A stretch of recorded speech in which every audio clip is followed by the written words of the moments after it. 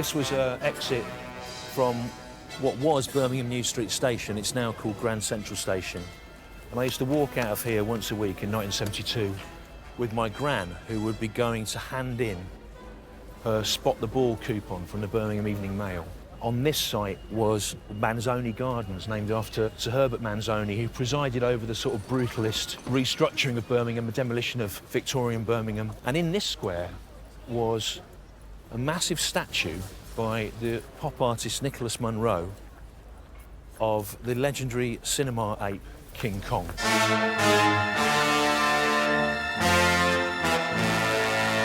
It was part of a scheme in 1972 whereby cities were given the opportunity to own a piece of public art. They had it for 6 months and they could buy it. Birmingham rejected the statue. Lord Nelson's column should be there, so we stand up for. What does that represent? Nothing. You think it's a waste of money then? I certainly do, yes. I hope Birmingham don't buy it. Birmingham seems to have a great history of rejecting its culture. And when I started thinking about a way of telling the story of the Nightingales and Rob Lloyd and the Prefects, this seemed like the entry point to me.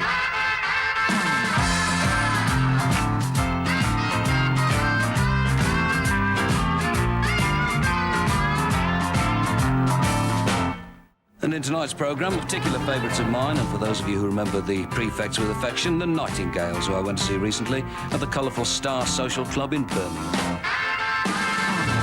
Crap, that's sitting pretty shit, those daily jokes. Looking check up, chuck it out, there's help, you want us in which to soak. Start you on some Sundays, around the collecting plate. Take all time off on Mondays, the boss's credits out of date.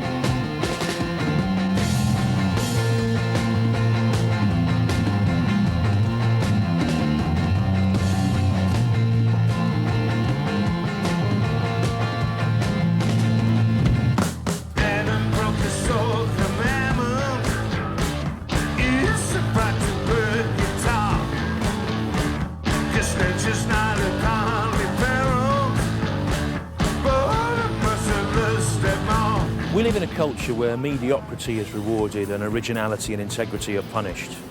And John Peel said of the Nightingales that years after all the other groups of their era had been revealed as charlatans and chancers, someone would finally recognise that they were one of the greatest bands. Whether that will happen or not, I don't know. But what I do want to understand is how Rob Lloyd kept that group going for over 4 decades in the face of commercial and critical indifference.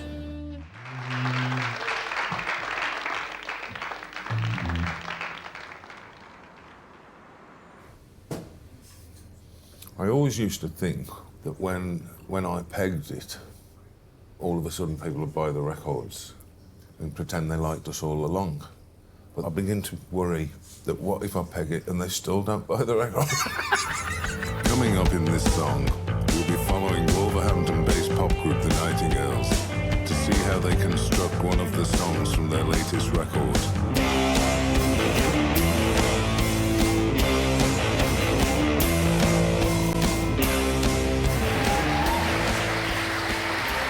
Thank you very much.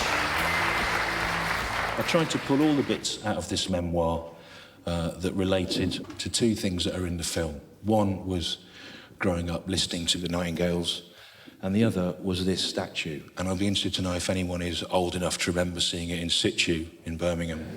Yeah, it was much bigger. This is the maquette, the working model of King Kong by Nicholas Munro. So, there's a distinctive strain of post-war working-class bohemians who have been legislated out of existence by successive Tory governments, never to be seen again. Robert Lloyd has survived decades outside the system, wheeling and dealing in fertile cracks, and continues to produce exceptional work in conjunction with a supporting cast of musicians, even after a stroke briefly felled this great oak of a man a few years back. Though I worry about interpreting Lloyd, one of our great unsung rock poets. I once spoke to him of his use of a bakery in Use Your Loaf as a metaphor for society. What are you talking about, he said. I just worked in a bakery when I left school. You will find the baking industry an interesting field. It offers employment to many, and a career for those who qualify. Turn 16, offered the key to middle age, a job at the bakery. The bus started eight creamers and the jokes were handed down like diseases. A little free, threw them away, but I remember them even today. I only work for the bread, I need the dough, I thought, go. If the work appeals to you with a sincere desire to get ahead, you may find the baking industry a worthwhile choice as your life work. I went to Cannock Grammar School. I didn't take any exams. I left school completely useless. But because I'd been to grammar school, Stanton's Bakery in Cannock, Staffordshire, which is where I'm from, they saw me as managerial material, because I'd been to grammar school. When I left school, I spent quite a bit of a time as a sort of no fixed abode person. Yeah. And really had no money and was like kind of sleeping on the street type of thing. Right. This used to be one of my better sleeping places. Bristol Street Motors car showroom. The frontis is open all night. As you can imagine, right, you've got the two walls, the corner. You get under this car like a blanket, and you've got half a bedroom and a bed. I'm too old and fat to actually get under now. Yeah. But you imagine a live, handsome punk rocker under there. Yeah. Sexy. Was this tap here? I can't remember the A time. nice drink in the morning. You can get up like Top Cat and get out of the bin and clean your teeth. If I'd had a particularly messy wank, I used to wash my cock in this before I carried on. How did that happen? My mum and dad had split up, and my dad kicked me out. Right. And my mum wasn't interested. And he in didn't me. have anywhere to go? Yeah. Were you in the Prefects at that time? I was, yeah. Yeah.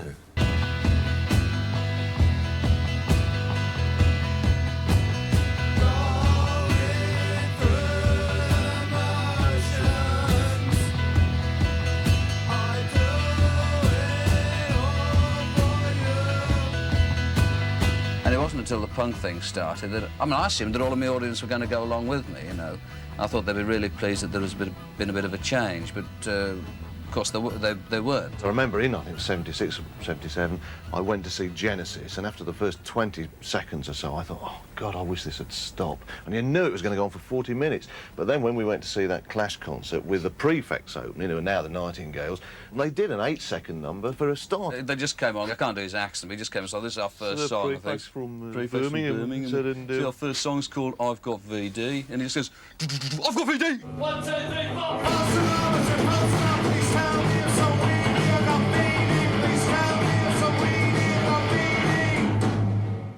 And for our second number, we'd like to... and I thought, oh, this well, is it. great, yeah, I'll be able to get home in time to see some television, you know. How did you start having a band before punk? When I was at school, I met the couple of other weird kids, you know, the people that had got, say, the Captain Beefheart record or a Velvet Underground record or whatever. And my first band, we were called Drachensenf, which is German for dragon mustard. Did you do we the made- German O-level? No, I don't know any German at all. We were into all the German record, you know, all the right. German bands. Neuen And, Can. yeah. Whoever bought the records at Wolverhampton Record Library turned us on to so much stuff. And then the Sex Pistols played in Birmingham and saw them, and then, you know, it all sort of steamrolled from there. What I liked, I suppose, you know, about you was that kind of lack of a majorly male thing. Well, that's a nice thing to hear. I wouldn't have... It surprises me somewhat that was apparent at that time. Yeah. Because we were kind of a bunch of oafs, really. Mainly things happened by luck, you know. Like that Clash White Riot tour, we just happened to go to see them in Leicester. They were supported by the Buzzcocks, Subway Sect and the Slits. One of the Buzzcocks members left, and we happened to be there, so they said, do you want to do the rest of the tour? Right, because I read things saying that it got a bit awkward with the Prefects and Bernie Rhodes called you amateur wankers, which he then used as an album title. Yeah. I'm a patron of the arts and you're just a bunch of amateur wankers. Is that what it said? Yeah. Thank you very much. Because we joined the tour in Leicester without any prior knowledge that we were going to be doing it. We hadn't got any clean clothes. So they gave us Clash T-shirts, and we thought, we're not wearing Clash T-shirts, it just looks shit. So we wore them inside out, and this went down like a brick in shit. Someone somewhere along the line said, they're insulted, you've got to wear them the right way round. Being just a sort of a 17-year-old scumbag from Cannock, I thought we were part of a movement. Yeah. And the disillusionment that I got in those 5 days saved me a lot of time, you know, it was like... A shortcut to disillusion. Yeah. Rather than it gradually creeping up. Wasting years before I learned that it was so all... you were fast-tracked into disillusion and then you were able to move on from there. You started off in Birmingham over there, and you were saying that the band felt more like an honorary Manchester band. Oh, with the Prefects, we were definitely adopted by Manchester. Right. Have you ever seen a Stone Circle before? I haven't seen one. Is this it? This is it, yeah, but this is not... I mean, this isn't one of the best, but it was the nearest to where you live. You know, I sometimes think... You, on the way here, you told me this was the best. It is the best in the area. It's the best in the area. This is a Stone Circle that's not part of a bigger scene, you know what I mean? It isn't part of the Aberdeenshire Stone Circle scene or the Salisbury Plains Stone Circle. It's like the Nightingales of Stone Circles. This is the Nightingales of Stone Circles. Nicholls fold. It's off on its own. It's an outlier. It's not, you know, part of any wider group of alignments. But it's not without its charm. I mean, it's a fantastic landscape to be in. So, I'm looking for the charm, Stu. Come on, look at this. This is a brilliant view. So this would have been. We don't know what the point of this is really. It could have been anything. That probably aligned with some sort of solar planet thing. You could look there, and the sun would come there, or the moon would come there, or something. But really, it's someone wanting to leave. It's a people wanting to leave a monument to themselves. Is that something you understand? People wanting to be remembered, or to show evidence of their work? I know what arrogance is, of course. You think this is arrogant? You think this is People want to be remembered. They want to leave something of themselves. Right. Well, get over it. OK, well then, whoever built this thought, let's make a monument of our civilization, and you seem to, although you're in denial about it, you seem to want the Nightingales to be remembered in some way. Maybe not unlike this. I hope they're remembered more fondly than this. Or how do you want to be remembered? Oh, the film will leave a record of you. I like in my heart, I'd like to be remembered as, you know, like by the songs, and people to think the songs are good. But the work is everything. No.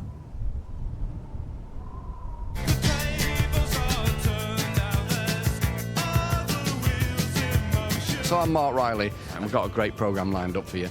We've already been telling you about the live band playing for us for the umpteenth time, and we're so thrilled about that. But there's also a special guest coming in, but more of that in a moment. And Rosie from Ramsgate's been on here in Liza Tale. Hi, Mark. Had the privilege of seeing the Nightingales last night. They were awesome. John Robb has it right. He calls them the Misfits. If this is the case, I'm more than happy to be a misfit. So that's right, we have most definitely got the Nightingales live in session tonight. OK, so unusually tonight, we are surrounded by a camera crew, and also we are in the company of Stewart Lee. So, Stewart, welcome to the programme, mate. Thanks for having us. You're here as a fan of the band, first and foremost. Yeah, well, they asked me if I'd go on tour with them, and I owe them a favour.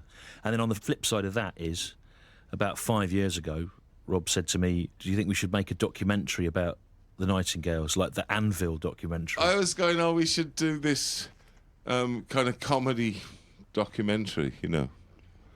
And Stewart, God bless him, said, you're too good for it to be a joke. Look, already loads of things that have happened, and I've found out loads of things that are funny. But the group in itself is to me a really important part of the music of the last 40 years. And you know, being with the group and seeing how they work has been a real privilege. The thing is, I'm a liar and Stuart's a liar as well, so you never know who's leading each other along. You lie. You argue with earlier versions of your own stories. You deny. That's not true. Where'd you get that? I go, you said it in a book. Really? So, around about the time I started the Nightingales, I was involved in this thing called Birmingham Music Co-op. And one of the gigs we put on was Steve Beresford, and what it involved, really, he had a table of toys. Like, yeah, he still does so that. he's just like sort of squeaking a pork chop. And Yeah, all I've that. been touring with him. And there was only about 8 blokes there, and I thought, this is really self-indulgent. Yeah. But it might be a good laugh if we all did it. So I just got up and went to the table and started squeaking a pork chop. And they stopped playing, and Steve Beresford was going, how would you feel if a man got in bed with your wife? I said, I can do that as well as you can. And I turned round to the other 7 people that were there. And I was going, this bloke's self-indulgent. I'm leaving, and I think you all should leave as well. And everybody got up and they just left. Right. In the edit, this is going to now cut to him remembering that story. I have no memory of that happening. So there you go. You can't argue with that, Rob. And also, this is one of the conflicting stories that we were talking about earlier on. That the legend has it that it was Frank Skinner went to audition for the Prefects and you got the job. Yeah, apparently so. OK. Unless that's completely made up. Your earlier version of that story was that he was actually in the band for a long time and he was kicked out for being annoying and you replaced him. And then you go, no, that's not true. Who told you that? You did at an earlier date. So what I like about this as a documentary idea is it is already based on an unsure false history we'll never get to the bottom of. So the origins of Rob's first band, the Prefects, are sort of lost in the mists of Birmingham music lore, but one of the legends that attaches itself to it is that you auditioned to be the singer of the Prefects. Yes. Is that, first of all, is that true? Well, yes. I saw an advert in the Birmingham Evening Mail, Which, for anyone that didn't grow up in the Midlands, that was the only source of information in the area. Yeah, really, and it was a tiny ad that listed some bands. I think it included the Ramones, maybe. You know, punk was so new then, there weren't that many... reference points. Yeah, exactly. Yeah. So I phoned the number and they suggested that we met at Yates's wine lot. Oh, yeah. It was the Appley brothers at this point. No, I thought we were in Bogarts. No, we're at Yates's wine lodge. Definitely so. And they said, right, you're going to audition then. And I said, well, we better go outside. So we went outside and stood on the pavement. And I sang Blitzkrieg Bop. Just on the pavement outside? Yeah, on the pavement Yates's outside. wine. And they said, yeah, that's great, you're in. He had got a glass of wine in his hand and he went, hey, let's go really loud, blah, blah, in the street. And everyone was looking around. And he just did the first, the AO, let's go part of...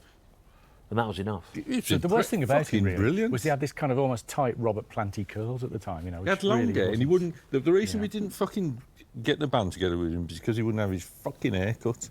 What year is this, 76? 76, yeah. I think I was in for about 4 or 5 rehearsals. 2 people had auditioned for it, Nicky Sudden and Chris, whatever his name is, who went on to be Frank Skinner. Yeah, yeah. What did they get from you that they didn't get from them? They met me outside Birmingham Odeon before a Patti Smith gig. Right. And I'd been in London the night before and seen her. And I'd met the Ramones in London, and they just thought that I was a really with-it bloke, you know. Yeah. He's been to London, he's met the Ramones. So Rob told us he'd met the Ramones, but we didn't really realise how significant it was. You see, whatever I say about the Ramones, they're all dead. These young lads in your book of photos of the Ramones when you were managing them are Rob Lloyd and his friends from school that hitchhiked down from Cannock to see you. I mean, this one to me is amazing, of Rob who went off to form the Prefects in Birmingham watching the Ramones get into a car. It seems such a historic image. Joey and Dee Dee loved them. To get a laugh at it, Joey, very wonderful. Dee Dee asked for them. I think it's in a letter. You've said, thanks a lot for being around. It made a lot of difference to me and the boys. Dee Dee and Joey especially asked me to send you their regards. In the first pictures outside the Roundhouse in the afternoon, they were the only people who knew the band, and that was nice. It's probably the first people in London and England and Europe who said, we're glad you're here. No one had ever said that to them. If you're a fairly shy suburban kid from the outskirts of Birmingham, the Prefects, Rob was my Johnny Rotten, I guess, Right. and he had been places that you only read about in the NME, and so he kind of brought these reports back from the front, and I guess yeah, you kind of looked up to Rob. Do you look back on it and think you wish you'd stayed with that and taken a different career path? I wish I'd stayed with the Prefect. Yeah. Yeah, because I think everybody who has mainstream success wishes they were a cult hero, and every cult hero wishes they had mainstream success. So, yeah, I wish I'd stayed because I think it would have been an incredible adventure. I don't know whether I'm their Pete Best or they're mine.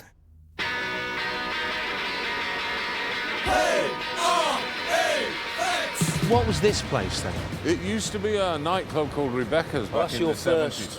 professional gig as the Prefect. So it was here that Shock Treatment opened for you, which was John Taylor. Yeah. Yeah, from Duran Duran. Yeah. Shock Treatment never supported the Prefects. That's a barefaced lie. It never happened.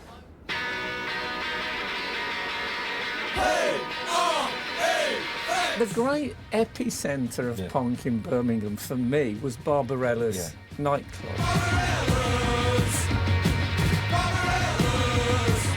Where they had punk bands on Tuesdays, Fridays and Saturdays. So this is the site of the legendary Barbarella's. Birthplace of Birmingham punk. Yeah, in the 70s, all of the bands passing through town, they would play here. A place of legend, really.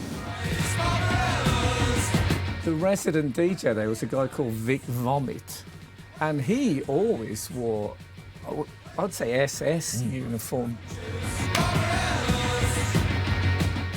It's changed an awful lot, but this is the site of the old Barbarella's, the legendary Birmingham club. Birthplace of Birmingham punk. Back in the 70s, every band that, you know, all the big groups that were passing through town would play here.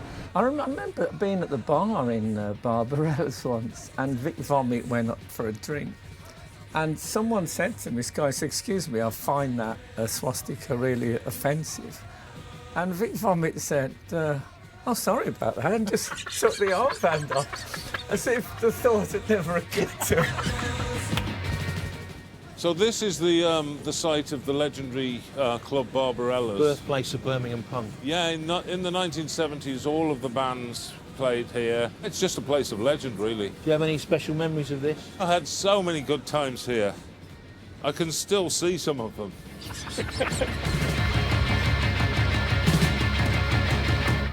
So you roaded for the Prefect? Yes. Did you have a driving licence then and a van? I did. Oh, do you know? Did you have your own vehicle? Do you know? No. Rent-a-wreck. Right. That's outside my mum and dad's house. Right. They were disgusting. Yeah, some of the rent-a-wreck vans, they leak petrol and ruin their tarmac and made holes. Well, they're still in bands like that now, though.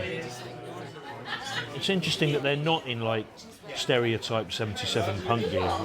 Some of that a bit. Yeah. That's me. That's you? That's me. Oh, wow. 1917. And Stockport? Yeah. 13 Hawthorne Grove, Stockport. Well, that was Paul Morley's That's Paul Morley's house? Yeah. It's like a hallucination, but it happened. That's you in Paul Morley's house when you were driving the On Prefects the to way Edinburgh? up. Yeah, we were supposed to have a van. Yeah.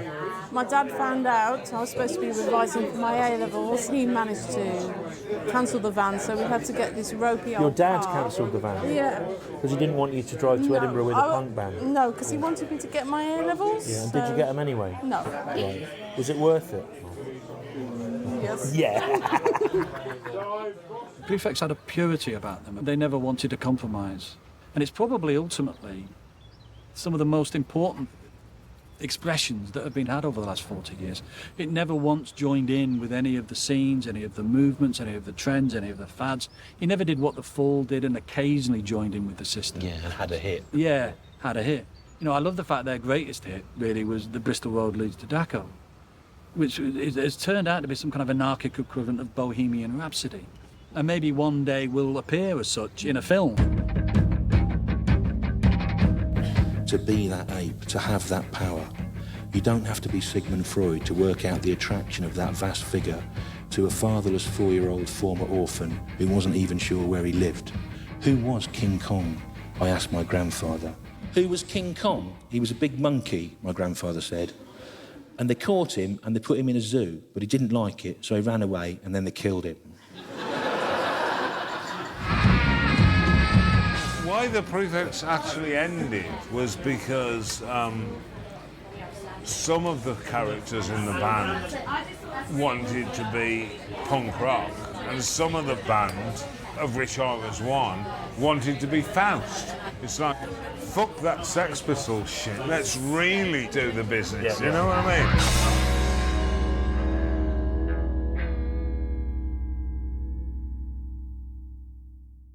The Nightingales rising out of the ashes of the wonderful Prefects, and this is Start From Scratch. Why did you change from the Prefects to the Nightingales? The Prefects split up because we'd been going for 2.5 years. People loved us. Everyone loved us apart from people who bought records. Right. That was a fucking drawback. I've been kept inside against my will 12 years of my life because the lodger raped me. My respect is for bands like the Nightingales, who do seem to stay true to some actually totally undefined kind of ethic. People could not idolise me.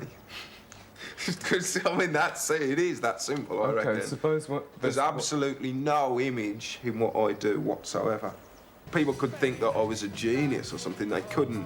What could they copy about me at all? I mean, I would quite happily earn as little as £12 a week from singing songs and sign off. But, I mean, until we are earning that kind of money a week, then we've got to sign on. Could you name a figure that you think would be enough a week? What, be enough to get by on, or be... Well, be what would do you? Nice. What would satisfy you? Do me nice. 50 quid. When you look at the Arena documentary from 1981, you're blithely talking about how you can live on £10 a week and why would anyone be interested in you, and you seem really heroically disconnected from the idea of acclaim or even financial support. But now... But then I was in my 20s and I'm 60 next birthday. Yeah. I've got a son, I've got a wife, and I've got a dedicated band, and they deserve to get something from it. This next is another from the Nightingales, and during the session, I should have said this before we started, but try and listen to Robert Lloyd's words, because they're worth catching. The key to the lyrics, to me, always seems to be that they are often couched in mundane language that then lurches towards quite complex ideas, and also they can be about quite everyday things, but you get quite profound ideas off it. One of the funny things I've enjoyed about being around with you is to hear you say statements about your life, or just an observation about how how a table is, or how the door works in a dressing room, and they sound like bits of... They sound like my best lyrics. Look at this nice table, and you go, oh, that's just the kind of thing you would sing. Well, better, to be honest, because they're not contrived. But no, they do. I keep laughing at stuff. But I guess that's a tribute to the ear you've got for the normality of some language. Oh, I guess so. I don't know. The problem with you is is that you overanalyse everything. I know, you're right. People have said that. Nächste Gruppe ansagen, The Nightingales. Die kommen erstmal aus Birmingham in Nordengland, sind also zurzeit nicht arbeitslos, haben 2 Platten gemacht und sie haben mir erzählt, sie möchten sehr gerne oft in Deutschland live spielen. Hier sind The Nightingales und Not Man Enough.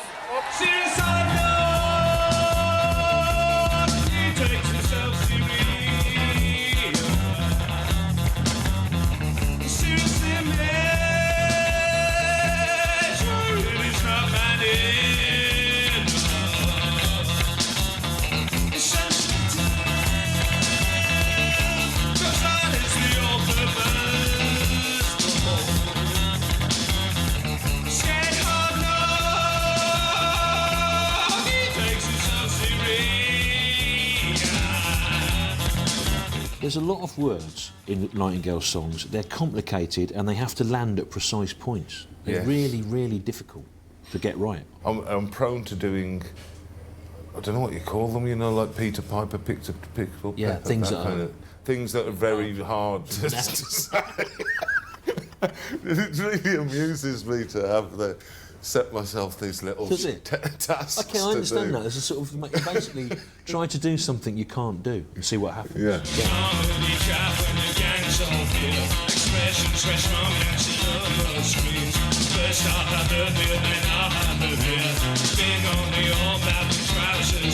There's a Mary Lloyd line in one of the songs, which is she sits in the cabbages and peas. Well, that was a famous an insanity case about that. Yeah, where she was taken to court. And she changed it to sits in the cabbages and leaks. So you're coming out of...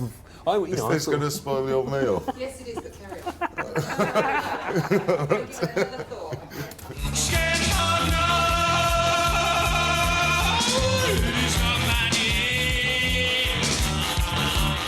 Are you miming in that clip? I am miming. Yeah. Yeah. He's miming now.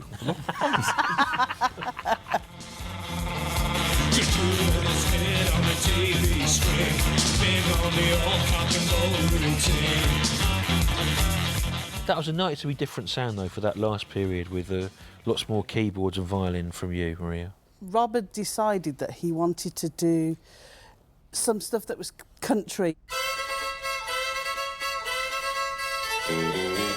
I was 19 years old. Because I was still living at home, when I started turning up to Nightingales gigs, my mum would send me with a bag of Welsh cakes I remember for the bands.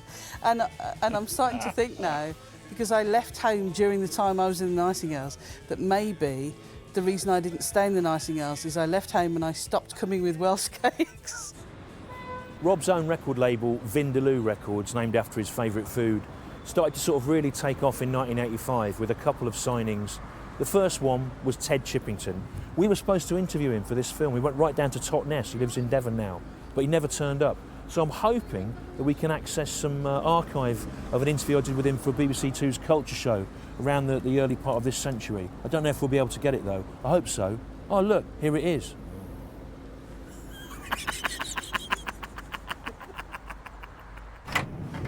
Hi, Ted. Sure. Thanks for seeing us. Come in. The reason I became called a comedian was I was doing a few gigs in Falmouth, I think it was. And on the thing outside it had, you know, tonight, blah, blah, plus top comedian. So we all had a good old chuckle and thought, that's what I'll be then, a top comedian. Well, what did you think you were before that, then? No, there wasn't, I don't know, really. You were I was just someone doing something, you know, for no particular reason, I suppose. I was walking down the road the other day, this bloke comes up to me, he said, tell us how far the railway station is away from here, mate. I said, 1 mile. He said, 1 mile? I said, 1 mile, roughly speaking. Couldn't be too sure, you know. You didn't find that funny then? Well, I do. Thank you. I remember reading something where you said your ambition was always to appear on the West Midlands local television Pebble Mill at 1 lunchtime show. I used to sit there and think, you know, that's only round the corner, you know. I'd love to go on that one. Ted achieved his ambition, but somehow the BBC forgot to record the moment, so Ted's own VHS copy is all that we have. You know that can't be bad. Oh no. And again, she loves you. And you know that can't really be bad. No. You'll be pleased to know that you've scored the highest rating ever on the NAFometer. That was pretty appalling, if you don't mind me saying so. Well, I find that quite shocking, actually, that you have to say that, you know. On the 28th of October 1984, when I was 16, I came here to what was the Powerhouse in Birmingham's Chinatown to see The Fall, and the opening act was Ted Chippington. Within a few months, Rob's record label Vindaloo had released this recording of the night here, where I stood in the audience and had my life changed by Ted Chippington. There it is, Powerhouse, Sunday the 28th of October, and there's the label. Vindaloo, P.O. Box 235, Borsall Heath, Birmingham. By Frank Sinatra, it's Nancy Sinatra. Yeah. These boots are made for But walking. it took me years before I cottoned on. I always used to think that bloke's like skew-if, you know, he's what the fuck is he on about? And then eventually, about 15 years later, I heard these boots are made for walking. I thought, that's what he meant. He's not as daft as he sounded. Must get myself a box of matches was a song made famous by Frank Sinatra. A classic in its time that's come again. Adopted by the new wave of smokers. I met your old Weezer, smouldering geezer. Recall him as a fag you're lighting. But a well-known doctor is informing. Be careful what you put in writing. The fruit machines are all regulated. The beer you drink's nearly all water, and modern film just goes downhill. With that better lock away your daughter. It's pure shit. Do dismiss it. To make your own choice in life's engine. I mean, meat madras and boiled rice is nice. But remember, that's only my opinion.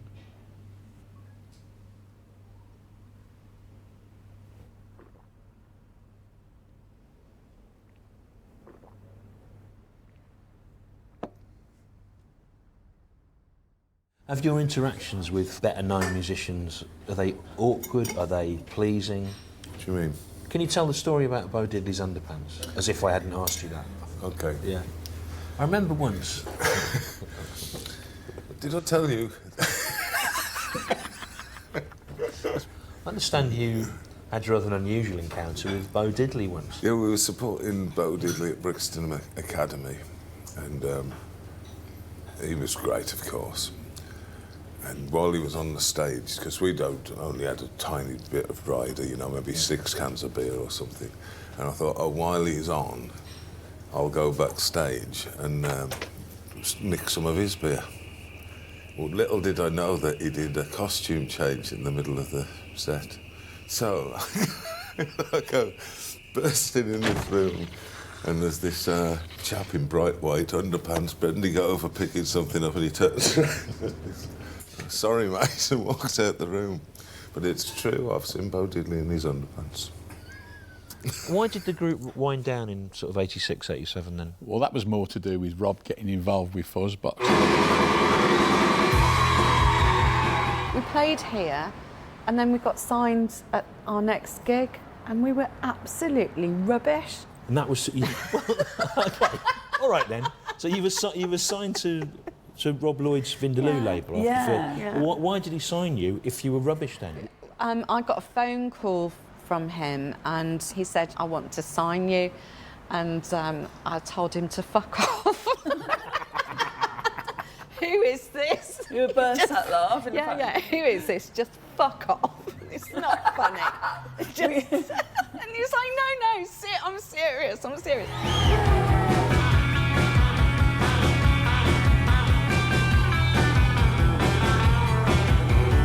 Rocking with Rita, head to toe.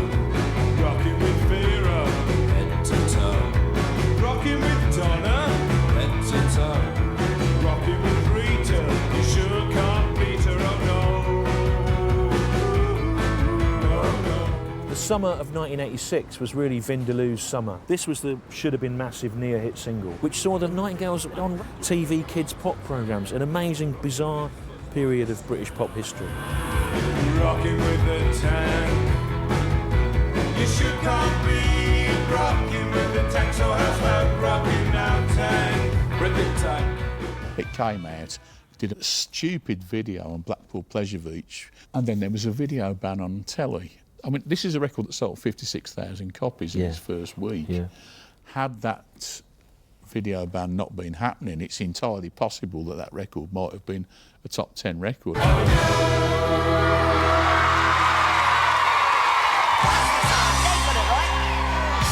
From Birmingham, the Vindaloo Summer Special, and that's called Rockin' with Rita. Fuzzbox were in the ascendant.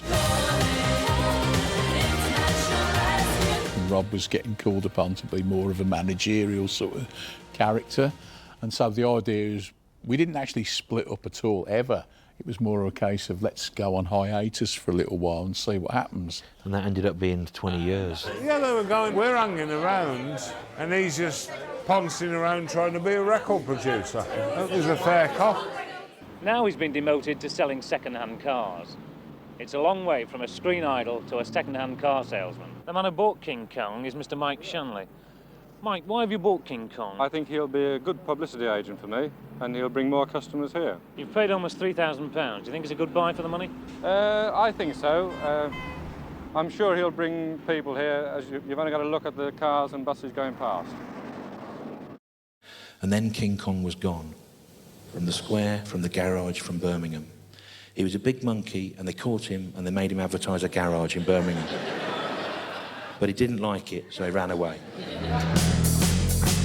King Kong was eventually sold to Ingleston Public Market in Edinburgh, from where, wrote George T. Naslopsky in Public Sculpture of Birmingham, including Sutton Coldfield, it was eventually taken and destroyed.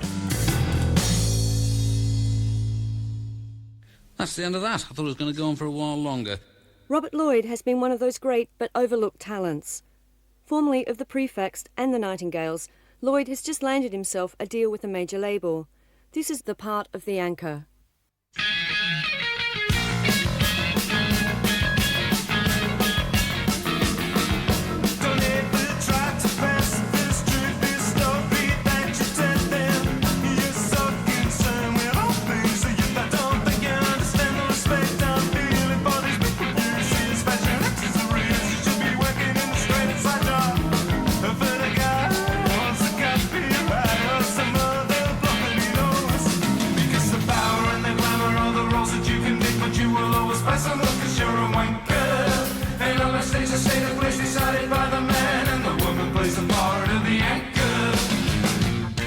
During the layoff, I did actually write a few new songs that I thought were good and worth recording. And I wasn't in a hurry to get back making records or doing gigs or anything.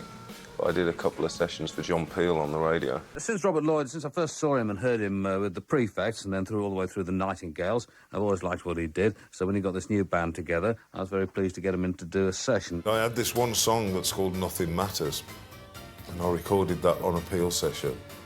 And within the next couple of days, I had 3 major labels all get in touch, saying they were interested in signing me.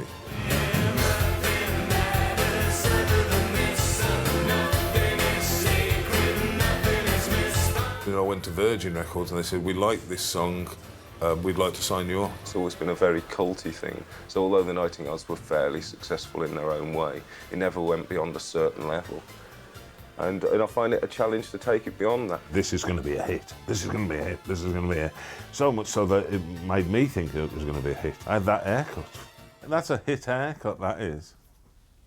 Look at that. That's a hit. That's a stance.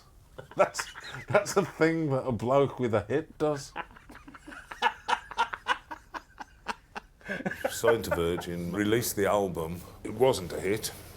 But I was thinking, oh, well, they'll keep to their words, naive little old me. My wife had just got up the duff and we were getting really skint. Knock at the door, bloke with a recorded delivery letter sort of going, you've been dropped. Why did they leave it to the last minute to change their mind? Because they're a bunch of fucking cunts, innit?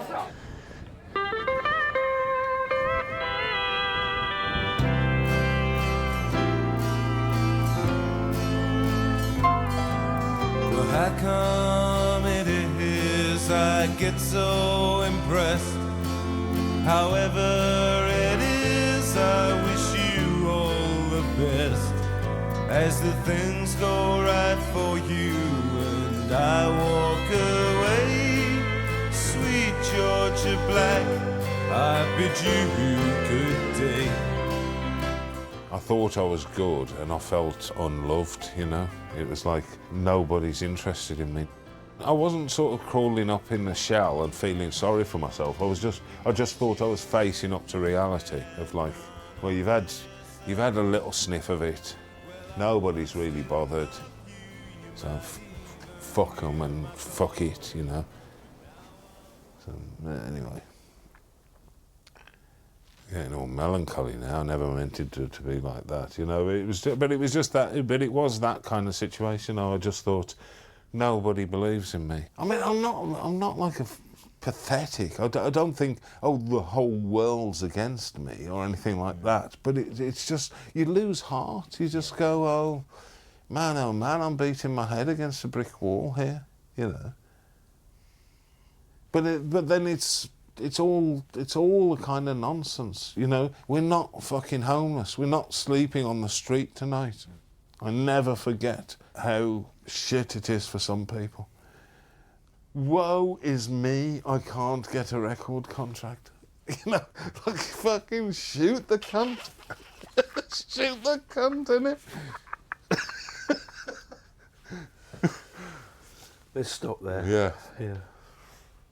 In his most revealing interview ever, Robert Lloyd. Sorry, did I get too earnest then? In his most revealing interview ever, Robert Lloyd gives both barrels to the record industry of the early 90s. Cunt. But I won't let this moment get turned into a trap. And if you're ever without, then I won't turn my back. Here I'll stand with the words that I've written torn up in my hand.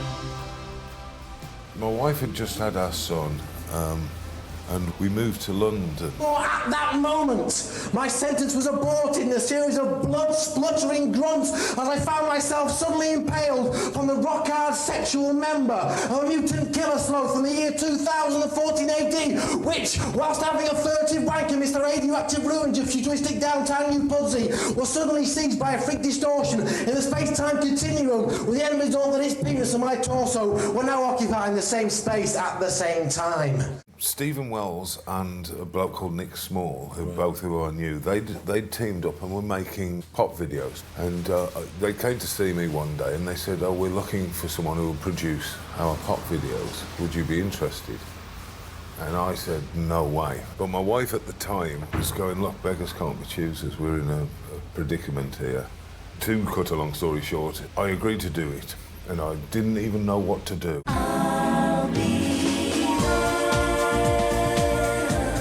Bears? Fucking bears?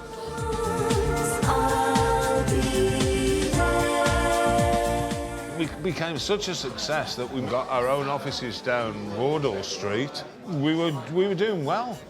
Yeah, he used to have an office there. Very good. Yeah. Swells sat next to me, and we just used to bounce ideas off each other. And eventually we wrote this pilot. It was called Normal, the sitcom. We passed it on to Geoffrey Perkins. He called us into his office, and he's going, "I really like it." We walked out feeling, you know, really pleased with ourselves. Like, it looks like we've got a chance of getting on TV here.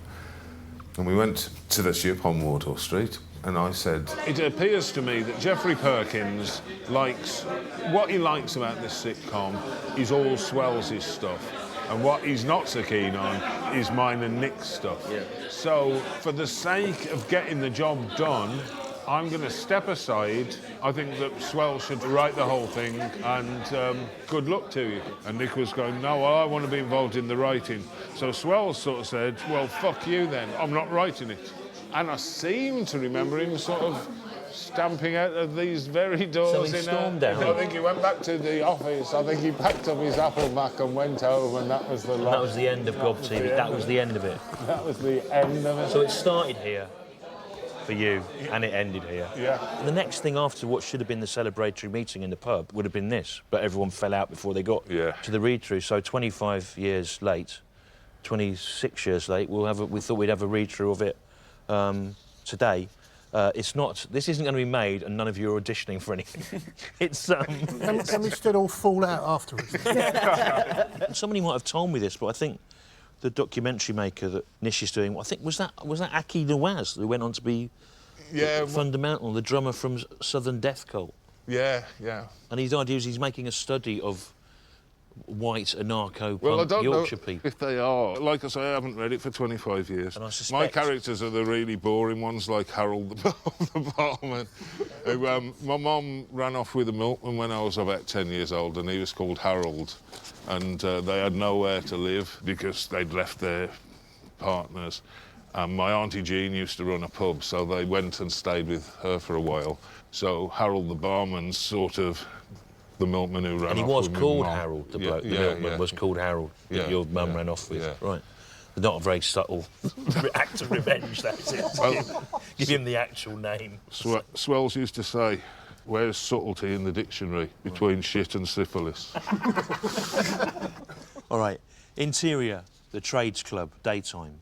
Seen through Zaffa's camcorder, Harold, the barman, is furiously wiping down and, with anally obsessive fury, generally rearranging the bar. They don't what? The wind blows the wrong way. You can smell this street in bloody Manchester. I said to one of them, I said, is that fucking stench meant to be revolutionary? There's a few drops of dead dog's ass behind the ears every morning, the requisite toiletry procedure for the budding modern insurrectionary. Is it saying Das Capital workers of the world unite? You've nothing to lose but your friends, eh? I said, you're a traveller, right? Well, how about travelling down to the bars and getting a decent bloody haircut and then try travelling down to the Broad Centre, eh? And getting a bloody job, eh? But I'm just some bloody old fart, right? I don't understand. They're just trying to express their personalities, right? Laddie bloody da say the bloody well sorry about smashing that war widow over the head with a brick wrapped in an old sock and then raping her and spending her life savings on psychodrugs, Your Honour. But I had the wrong colour wallpaper of me cop when I was a kid. Boo-hoo-hoo, am I right or what, eh? Am I, eh? Just keep talking. This documentary isn't going to have any voice of authority. That's exactly the problem in a bloody nutshell. No voice of authority. It's like Quatermass in the pit. Everyone just running around screaming and dressing like Wurzel bloody gummies and being patted on the head by namby-pamby do-gooder social workers in their neat free Hessian caftans reading their non-sexist fairy tales, and nobody's got the guts to shout, stop! And do you know why? Because that would be uncool. That would be too heavy. Interior, crusty front room day. Dave, a local journalist from the Argus, has entered the room. So, the Hedge Monkeys. What's the story, name-wise? So we were going to be called Soap Dodger, but that's too much like dodgy, yeah? So then we were Chimpanzee in a laboratory after one of our songs, but that was too long, so we shortened it to Chimp. But there's already a band in Leeds called Chimps. I still think you should be called Take Drugs and Wank. So what are Hedge Monkey all about? This band is about fighting for a world without killing. Or machines. What are people going to play our records on if we ban all the machines? It's about giving up the technology that is ruining the planet. So you don't want to use my van? Well, how are we going to get to gigs without the van? So are we not going to plug the gear in then? Shut up! Sieg Heil! Callie starts singing You're Shit and You Know You Are. Rampton responds by giving them the two-fingered footy hooligan gesture. Do we clap? Normally you clap at the end. Oh, you do? Yeah. Right. So from 15 minutes earlier, being in Geoffrey Perkins' office with an interest in a sitcom, the whole company was broken up. It turned out Noslovsky was wrong. Kong wasn't destroyed in the Edinburgh market in the late 70s, though he did endure terrible suffering. In 2005, the damaged statue was moved by the market's owner, one Nigel Maybe, to his outdoor auction site in Penrith, where it was left lying on its back in a car park. After Nigel's death, Kong was finally put out to grass, prostrate once more, in the moorland garden of his widow, Leslie, where he still lay, staring upwards at the scudding clouds. The video career had fallen apart, my marriage had fallen apart, and I got a job here, and I used to like to be able to do whatever round I was doing that day, plus my overtime round, and I would like to get back to the pub for about 1 o'clock.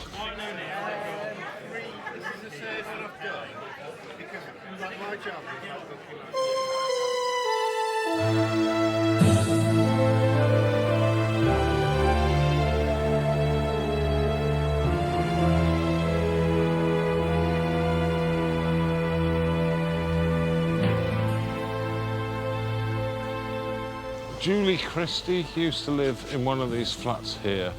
She tended to have her front door open and she was always playing the piano.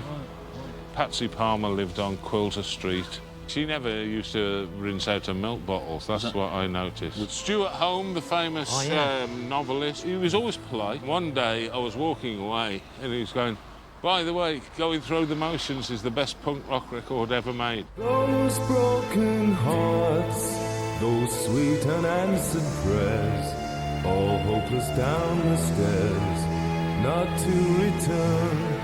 Those stolen parts, I admit I'm the thief, but never meant the grief. How my mind burns with yellow guts and anger red, the only sun enclosed by shame. How did you end up living here at the Taste of China in the East London? I don't know, it was definitely, it was like at the lowest ebb. I'd stopped making music and I was struggling both kind of, you know, with money and also with the kind of mental health thing. I don't know how I ended up there, honestly, I don't. What was good about it? Not very much. The kebab house next to the Taste of China, they illegally had cold cans of beer, so at 1 in the morning, if you got a bit thirsty, you could go down and get one.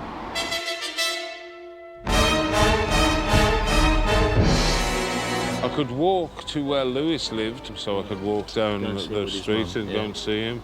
So you know what that Stewart Lee's like? He's going, oh, low ebb living above a Chinese takeaway. And he's trying to make it out like I'm on a sort of woe is me kind of thing. So what do you remember about this? It wasn't that glamorous, was it? It wasn't the nicest place I've ever been in, no. Was it the shittest place you've ever been in? Definitely one of. A foolish man, all lust and fantasy, a lost reality, a fate deserved.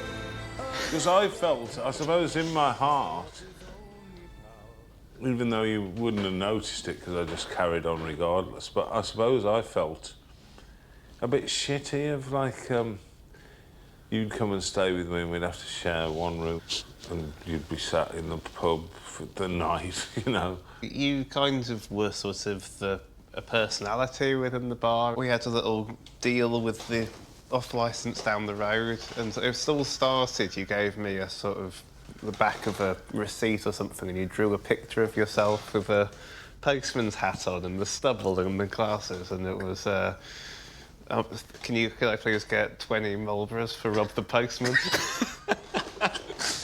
Oh yeah, I used to treat you like a slave. Because I used to run the football team out of here on a Sunday morning. Hackerston Park. And you were my assistant manager. I could never imagine that Rob Lloyd would play football. So that was the first surprise. One of the people I played with was James Brown. He'd been poached by GQ from Loaded. And I was going, have you got any writing that I could do? Because I'd need a few quid. That shock, that was probably partly to do with what made me think, I'll just get him to do the food. He's going, how about food? And I said, well, I could bluff my way through food. He's going, because I've got this bloke called Nigel Slater and I'd like to get rid of him. I think it just appealed to me in a perverse way. I put a recipe each week. I reviewed some kind of device, you know, like a pasta maker or a mandolin or something. He started here with pie, scallop pie. With pies, as with life itself, you'll find that a bit of fanning around goes a long way. So you can hear his voice in there. Yeah. So, anyway, he sacked Nigel Slater and I mean, I can remember having the job, and I can remember losing it. I was quite upset about losing it, because I thought I was doing it right. But I can't really remember anything about the person who took over, other than that first recipe. It was very different from anything I'd tried to do. I was doing what I thought was modern cooking for a fairly sophisticated reader. And this was the sort of recipe that you cook at about 3 a.m. when you brought your mates home, and you really shouldn't have done. So you're kind of drunk in charge of a frying pan. It was that sort of a recipe. It's funny that you look at it retrospectively in a sort of unglamorous way, because it was always quite, it definitely wasn't a dull time ever, was it? Well, I suppose in retrospect it wasn't dull. You'd get some fish and chips from up on Broadway Market. But you were like a young kid, and I just thought... I guess you sort of make your own adventure from it, don't you? Well, you certainly did. You certainly did. Never the same. I just felt like I was drinking and laughing and watching football and acting like an East End kind of London bloke without actually doing anything or getting anything done. And I could only see it getting from bad to worse.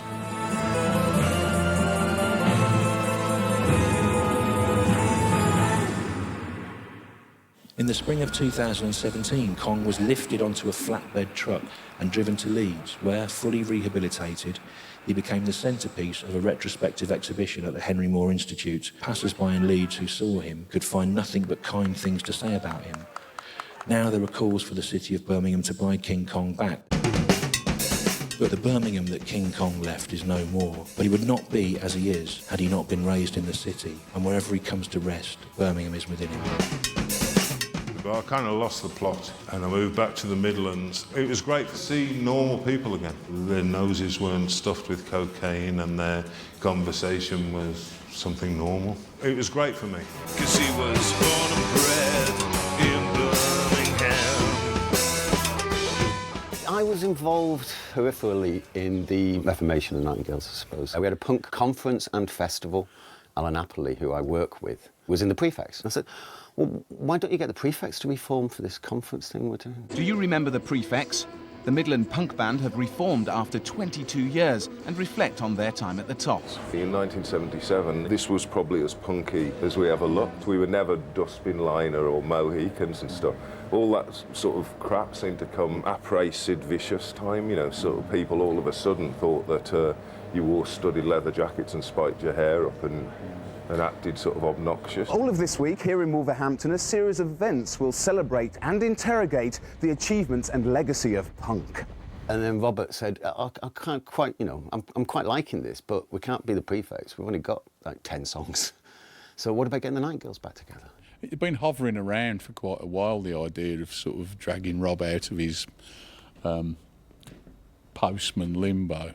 In that period of the group, there were a lot of times when people seemed like they might have had too much fun before going on. Yeah, we had a hell of a lot of fun, but at the same time, we tried to be good blokes. But sometimes we had a bit too much fun.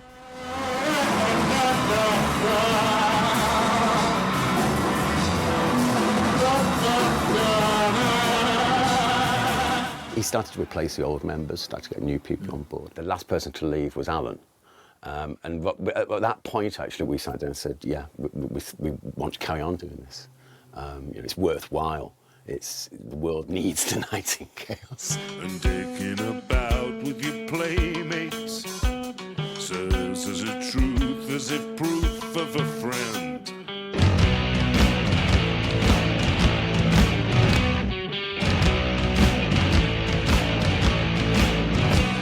Andy, how did you come to be playing in an English post-punk band from Birmingham when you were a German engineer? I've recorded the Insult to Injury album, and the bass player at the time walked out during the session. And you were engineering those sessions? That's right, yeah.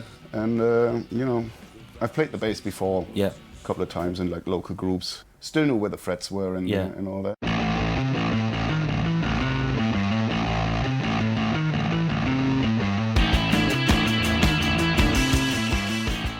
I had like 15 years of doing a normal job. Rob actually spotted me playing for Damo Suzuki like 10 years previously. Jim had just been made redundant. He'd just been dumped by his girlfriend. You know, all the things that get in the way of being in a band. So you sort of prey on people. You're sort of like a ghoul, preying on people. When I joined and saw what the setup was, it was different to any band I'd ever been in. I played in bands since I was 18. It was just committed to this thing. You know, you could sort of lose yourself in it.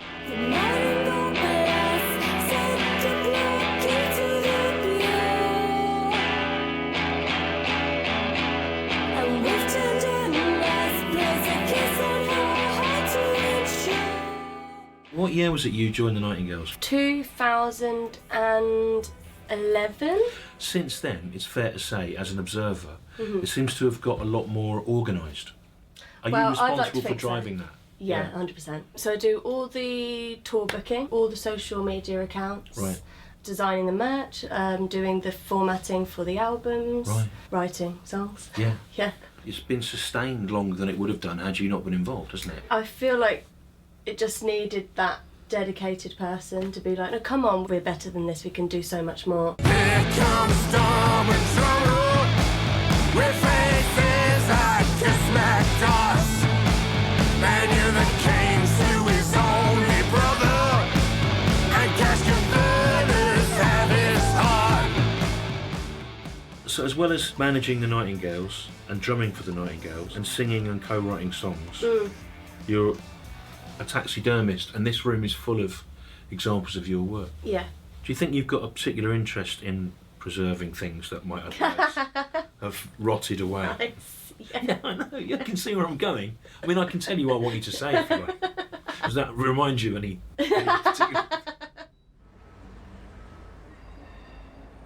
I genuinely think we're a really good band, and one of the reasons we're a really good band is because none of the four want to let the side down. Though I must admit, I'll probably drink a bit more than I should before going on stage. Before going on. If there's been the odd disaster, because it goes down like a brick in shit. You know you get you're going to get a right good bollocking the next day or when you come off. Does that make you feel bad about it, or...? Yeah, it does. Because they're normally right. They're normally right. It's a strange thing between not having confidence but keeping going, which means that secretly you must think that you've got something really good. There's a certain sort of political thing that comes into it, because I think what I do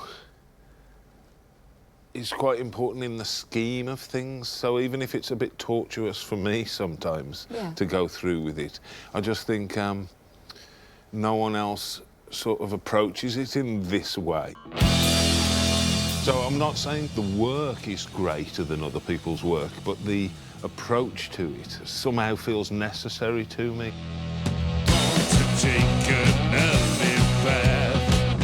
And it's like, unless I and my mob do it the way we do it, no one does it that way. Laughing in the face of facts. Also, this ridiculous stubbornness of, like, the lack of commercial success and stuff. They ain't gonna fucking kill me, you know what I mean? I'm gonna carry on whatever they say.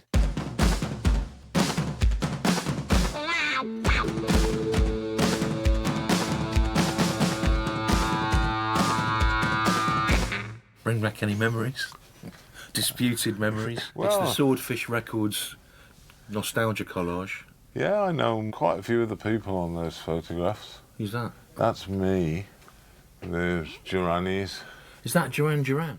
Nigel Taylor, who's now known as John Taylor. Rob was on another level. He'd hate this, but he was an intellectual, really. He didn't seem to care what anybody thought, you know, so he was very important to Birmingham. They've got, you know, sort of lifetime achievement awards. Yeah. And he's got, lives in hell, you know. He doesn't live in hell. You live in Wellington, in Shropshire. Hellington, that's what I meant to say.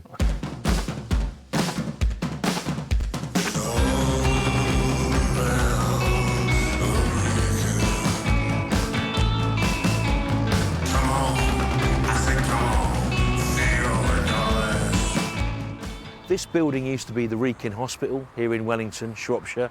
Wales is a little bit that way, Birmingham's that way, London's 140 miles that way, and I was born here 50 years ago and then put into a children's home in Lichfield, and I've had no reason to come to Wellington for 50 years until today, because this is where Rob Lloyd lives now. So it's interesting, isn't it, that the point that he's ended up at is where I began. And I suspect there's something profound about that we haven't worked out yet that could make a good emotional through line to this film. So most of the second phase of The Nightingales, sort of 2004 onwards, is it? That's been with you living out here in Shropshire. It's a very different environment to the urban environments of London and Birmingham that the original music making was happening in. Yeah, very much so, but none the worse for that, really. I started seeing Julie again, who was like my girlfriend when we were at school, and she'd moved down from Manchester to Telford, so I moved over and I've been in Shropshire for 15 years or something. Hello. Morning. So my situation, Stewart, now is I have to take 5 different tablets every day from the stroke. These are all from the stroke? Yeah. Right. Julie's birthday is Christmas Day. You can imagine she's never had any kind of birthday. Yeah. I said, right, I'm going to take you to golf. So we went at Christmas, and on Boxing Day I had the stroke. Yeah. And I got taken to hospital, and I was in another world, but Julie was really panicked. I felt really guilty that, like, Julie's holiday being shit. That year, I went to the races and I won a lot of money. And so I said, I tell you what, Jill, I'll take you back and we'll do it proper this time. Hey, it came up again then, you were talking about paying for the holiday through horse winnings. I mean, that's a big thing for you, isn't it? Ah, it is, yes. I imagine for a while that you were so good at reading the form of horses that was a sort of legitimate source of income for you. I'm not a professional gambler, but I have made some money over the years doing it, yeah. We've been going horse racing together 4 or 5 years now. Do you think he's got the ability to make a living out of betting? Yeah, if he really wanted to. I think he's got better things to do with his time, which, frankly, we're pleased he does. Is this where you write words? This is where I write words, yeah. I have 2 piles under here. One is my horse racing shit, and then this is my Nightingale shit. You're really organised, aren't you? Because, I mean, but people watching certain aspects of your performance might think that you're not. I'm a shambles. Yeah, but you've run a record label, you're a successful pundit, and your life's work is in date order in folders under your desk. I can't see the point in doing anything if you're not going to be good at it. Come on, let's go in the garden. You're both standing at the middle of a complex crop rotation system that basically provides all your dietary needs. Absolutely. Yeah. But Julie's does it all. Yeah, and you do the cooking. Yeah, I don't do any gardening. I haven't ever lifted a trowel in our 15 years of marriage. But it's worth it to me because I don't have to cook. Right, OK, so it's a good system. So over there are parsnips. Yeah. And turnips and still some beetroot and salsify. Got loads of birds flapping about in here as well. Oh, we have great ones. We have bullfinches and goldfinches, long-tailed tits. They're like my pets that I don't have to feed. Right. So any living creature that comes into here, you see that they're yours. Yeah, I kind of consider you a pet, really. Because I've wandered into this garden. The thing is, I'm going to feed you, though. That's... Oh, yeah, you are, right. Yeah, great. I've always associated you with exotic foods, because when I was a kid listening to John Peel, he used to talk about how he'd been for various curries with you.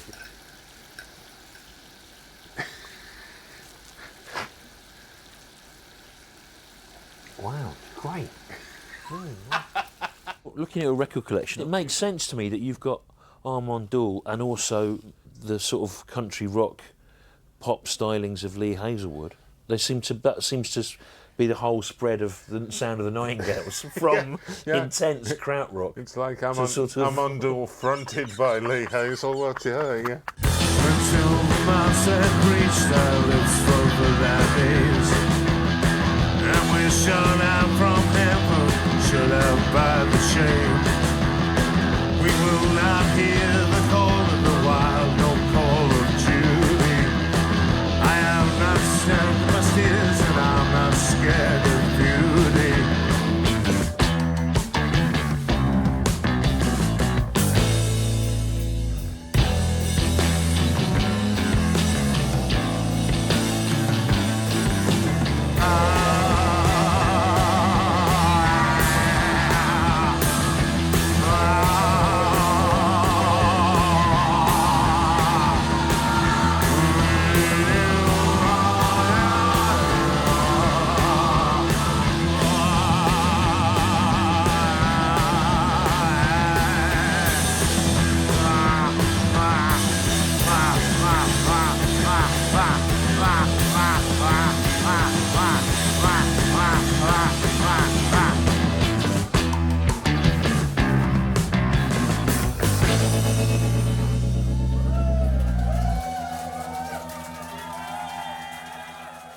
It's a sort of charmed life, isn't it? That's enabled the group to carry on as well. That's exactly what I've lived, yeah. It's charmed life. And free. It's not fixed in a time. It's still free, and you were free.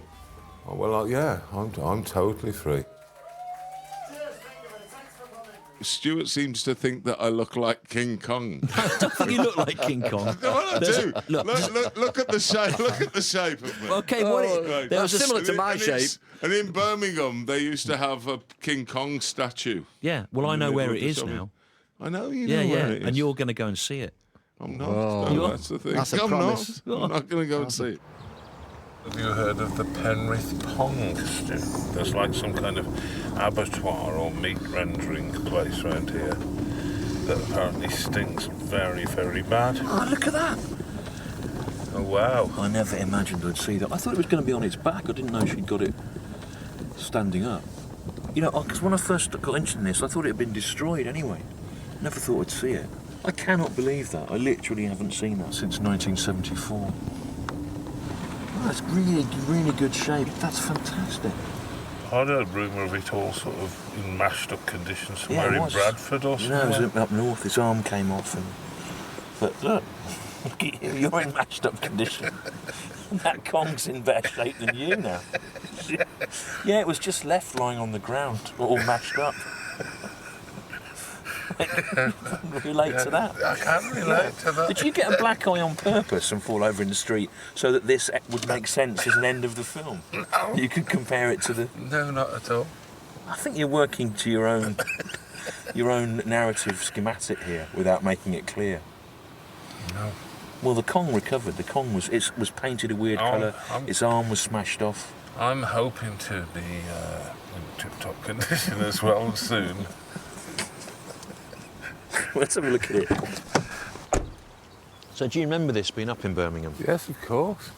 I remember it really well. It's just so strange to see it after all these years. I know. The last place I saw it was when it got moved to the garage on the Stratford Road, and they renamed the garage King Kong Motors. And I remember always wanting to get out and look at it, and my gran never would let me. The last time I saw it was in Manzoni Gardens. Yeah. I remember particularly, I don't know why of all the things, but going to see Roxy Music at Birmingham Town Hall on a Sunday afternoon sometime. Yeah. And getting there early from Cannock. And me and my friend Joan, who I'd gone with, sort of sitting at the feet of it. Really? On these actual feet here? Well, and now it's here in the mountains in the Lake District. That's absolutely insane. Unbelievable, isn't it? I thought it was there for years, but it was only there for 6 months in the Bull Ring. Really? Yeah, it was only there for 6 months. When would that have been? 73? 73 to about 74, probably, yeah. Because I think we'd seen Roxy with Eno, and it was the first tour when he was not in the band and Eddie Jobson was in, so that's why I'm thinking 73. Yeah, yeah. Probably not many art historians have tried to date this using lineups of Roxy Music. That's the thing. It's really good, though. But when we drove up and you actually see it, just stood in someone's garden, it's phenomenal. All of this Nicholas Munro's stuff that I've read about, people didn't really know what to make of it. You've got a massive bum when you come behind as well. Massive. It really has. Yeah. Did he ever have, like, any kind of prick and bollocks? No, but in the Robin Asquith film, Queen Kong... Right. The Queen Kong has an identifiable vagina and breasts. Robin Asquith is the Fay Ray, and women filmmakers take him to lure Queen Kong. I can tell you about the true story about me sharing a shower with Robin Asquith. Do you want to know? Yeah, yeah. Because when I was signed to Virgin, I was recording Nothing Matters, you know, the hit singles with some producer bloke, and he went to this sort of celebrity gym in Chiswick every morning before we recorded, and as some sort of bonding thing, I went to the gym with him, and it was like celebrity types. Nigel Havers went there and all this sort of stuff, and Robin Asquith was one of the guys. Did you talk to him? No, I was a bit too shy, really, but I mean, I chuckled in the idea of being in a shower with Robin Asquith. It just was like, I've seen this so many times before, and now here I am. I categorically deny ever having a shower with Robert Lloyd. I have had showers with the following people: Eric Clapton, Mick Jagger, Dave Gilmour, Ian Botham, Lionel Blair, and a few Roberts, but no Robert Lloyd. Robert Lindsay, Robert Powell, a few showers with dear old Robert, Robert Duncan, a few Lloyds, David Lloyd, John Lloyd, and very nearly Chrissy Lloyd, had she not broken her rib that time, but that is another story. Also, Madonna, Princess Margaret, Linda Hayden, Charlotte Rampling. I did have a shower with Malcolm McDowell in the film If. I had a bath with Liz Fraser in Confessions of a Driving Instructor. I had a shower with Phoebe Shaw in Horror Hospital. So don't come and chat while you splash. I swam naked with Oliver Reed in a fish tank in the Madrid Hilton. Also, I've had showers with Bill Wyman, Dennis Waterman, Sir Tim Rice. Now I remember who I've had showers with, and Robert Lloyd does not appear on that list. Well, I didn't want this film to just be lots of talking heads interviews with 50-something men, and I thought this was a thing that was from Birmingham in the 70s that was sort of went away and then has come back. I thought maybe there's some way of using images of this to tell the story of you. And then there was this weird thing where we were seeing him in London about 2 years ago, me and Michael, and he started doing all this stuff on stage. And at the end, I went, what were you doing? And he went, I was thinking of that King Kong statue, and I was really freaked out. So if you were trying to do looking for a contrived way of tying this in the end, right, this statue was not taken on by Birmingham. They didn't want to keep it. It ended up as a sort of novelty thing in markets and garages. And then the Henry Moore Institute found out about it. They wondered what had happened to it. It's back on its feet. And if you Google it now, there's proper studies of it. Everyone loves it now, but isn't that so often the case with stuff? Maybe that'll be the case with the Nightingales one of these days. Is that the kind of thing that you're trying to pull in? Yeah. Can you say that again? Say it again. Do this, go. But, you know, it's been critically rehabilitated. Maybe that was the sort of thing that will happen to the Nightingales, and if you could sort of look like you're No, I think it's better with you, because you've got the beard to stroke, haven't you? You said it now. But I do like it. I like it a lot, actually. I feel really pleased that I've got to see it and be near it again, you know what I mean? Whereas that doesn't happen with many things. No. It's like, yeah, it's proper.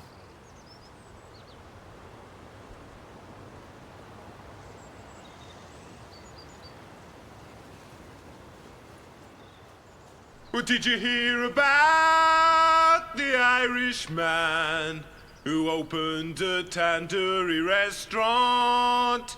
He did quite well for himself. It was quite a lucrative line of business, and he was competent where it counted. Sing well done, underdog. And she was okay after all. Well done, underdog.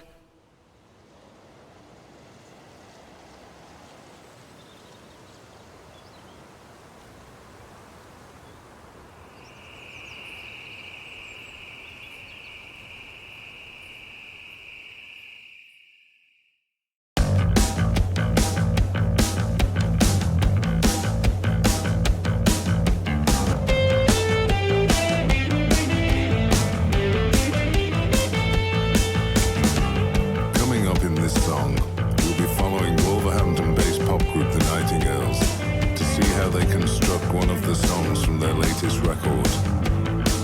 You will find them using a few modest riffs, the word used in the music business for simple motifs, usually played on the guitar. And in the upcoming verses, we'll be asking the band to explain their techniques and methods.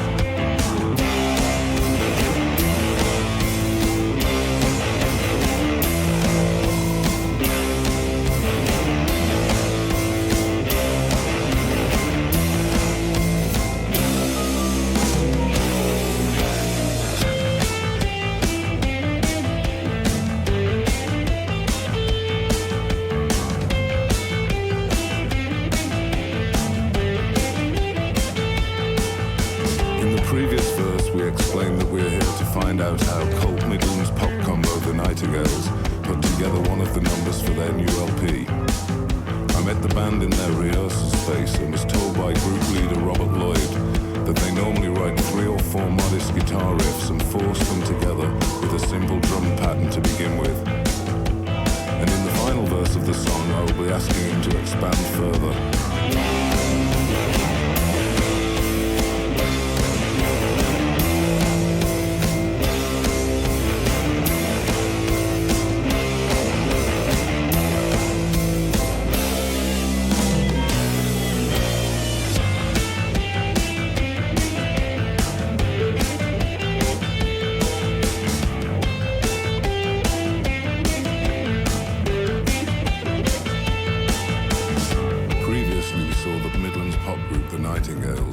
started the process of writing a song for their new record by piecing together up to 4 modest guitar riffs before adding 1 or 2 simple drum patterns.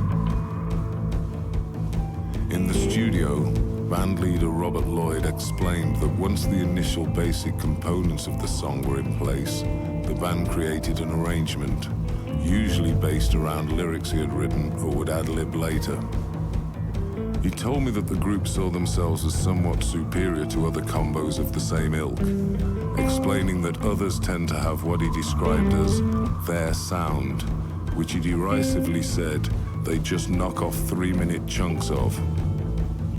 The Nightingales, he claimed, were more varied in their approach to music making. This I found rather arrogant, all the more so when he boasted that his group believed they were sonically more interesting than most. I asked for further explanation, and with his band playing in the background, he said, "Well, an old trick we usually use on each album is for the band to go quieter and quieter 2/3 of the way through the number while I mumble something over the top. Then I give them some kind of verbal or hand signal and they go loud again. It's always a crowd pleaser, so we might as well do it now."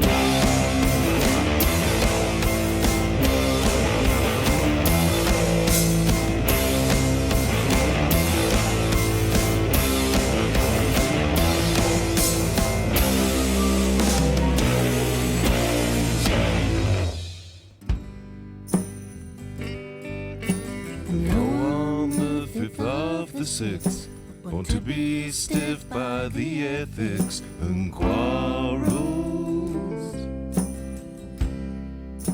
but loath to see him resting on his laurels. He said, "Stuff your morals."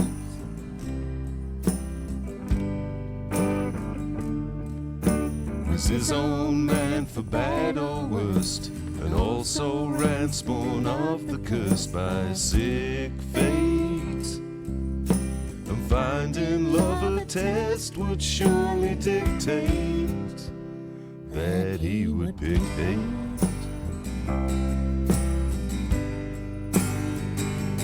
And time would prove the weapon.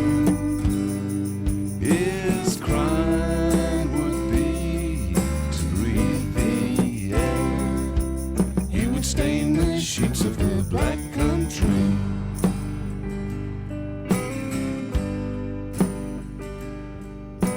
And in good stead for later life, he made the bed his future wife was cooking. Soon come life for them as she was looking at the rugging.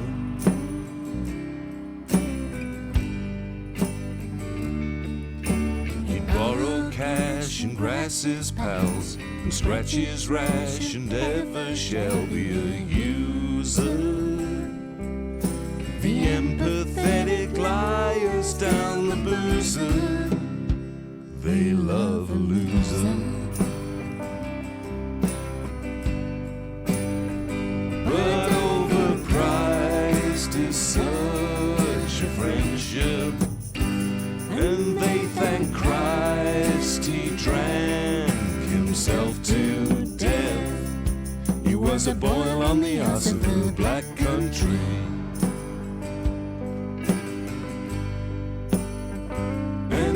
Despair that had been suffered offered no prayer for the belated death of that ugly child from the black country. No, they'll mourn him not in the